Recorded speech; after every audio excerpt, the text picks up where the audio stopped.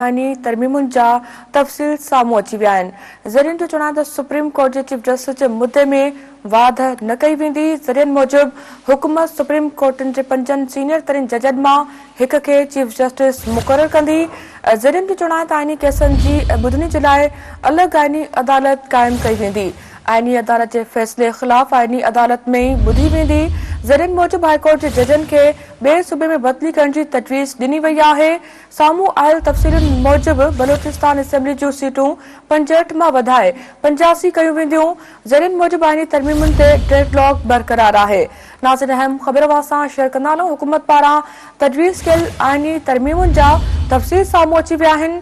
ज़रियनि जो चवणु आहे त सुप्रीम कोर्ट जे चीफ जस्टिस जे मुदे में वाध न कई वेंदी।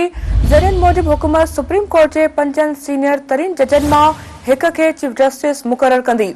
ज़रियनि जो चवणु आहे त आईनी केसनि जी ॿुधणी लाइ अलॻि आईनी अदालत क़ाइमु कई वेंदी। आईनी अदालत जे फ़ैसिले ख़िलाफ़ आईनी अदालत में ई ॿुधी वेंदी।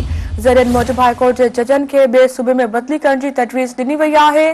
साम्हूं आयल तफ़सीलुनि मूजिबि बलोचिस्तान असेंबली जूं सीटूं 65 मां वधाए 85 कयूं वेंदियूं। ज़रियनि मूजिबि आईनी तरमीमुनि ते डेडलॉक बरक़रार आहे।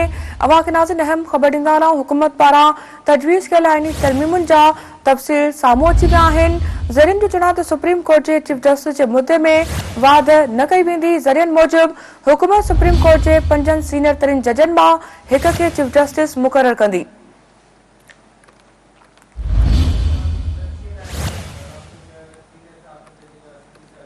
नाज़रीन, अहम ख़बर सां शेयर कंदा हलूं। हुकूमत पारां तजवीज़ कयल आईनी तरमीमुनि जा तफ़सील साम्हूं अची विया आहिनि।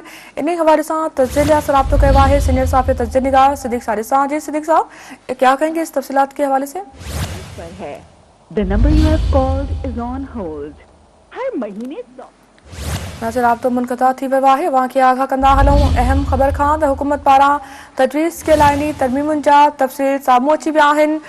ज़रियनि जो चवणु आहे त सुप्रीम कोर्ट जे चीफ जस्टिस जे मुदे में वाध न कई वेंदी। ज़रियनि मूजिबि हुकूमत सुप्रीम कोर्ट जे 5 सीनियर तरीन जजनि मां हिक खे चीफ जस्टिस मुक़ररु कंदी।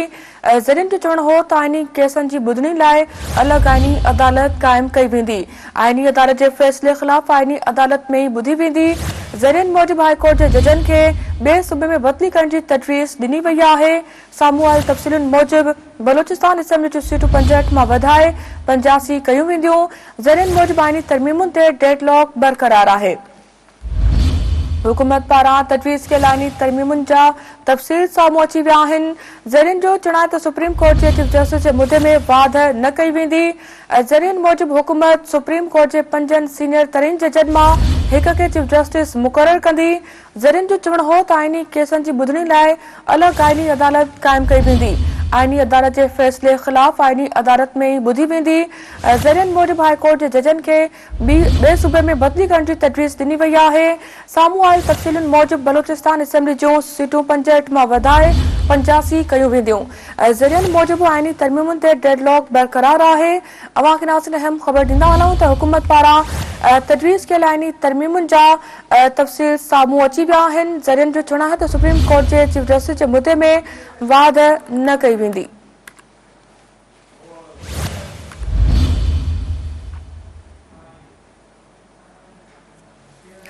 नाज़रीन,